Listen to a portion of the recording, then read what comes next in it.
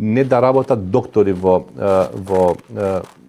прва помош, туку парамедици, тие се 3-годишни студии кои што се обучуваат за нудење на здравствени сервиси за прва помош. Исто така, ништо не размислуваме од скреч од нула, туку едноставно превземаме добри практики од земјите.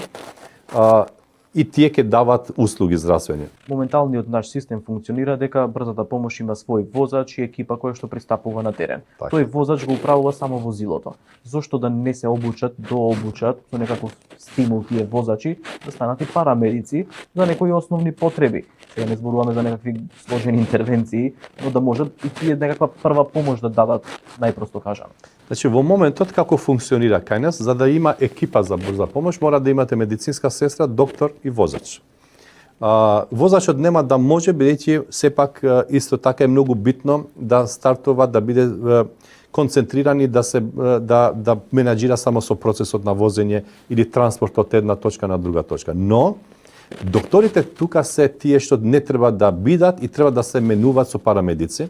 Затоа воведуваме парамедици, кои што докторите ќе одат во здравствените институции, ќе одат со специјализации, субспецијализации, додека во тој период, измеѓу период, додека пациентот прави транспорт од една точка на друга, тука веќе сегде во светот парамедиците се тие што дават брза помош.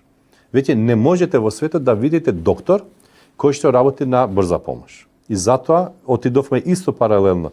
Прво, институционално и со закон да ги одвоиме, да креираме нова институција само за пружење на брза помош, која што ќе биде посебна, ќе ракува само со тој процес, ќе вработи луѓе кои што само ќе бидат професионализирани за тој процес. Значи, на транспорт од точка А или од дома до болница или од, не знам, сообраќајка до болница, и тука завршува нивното.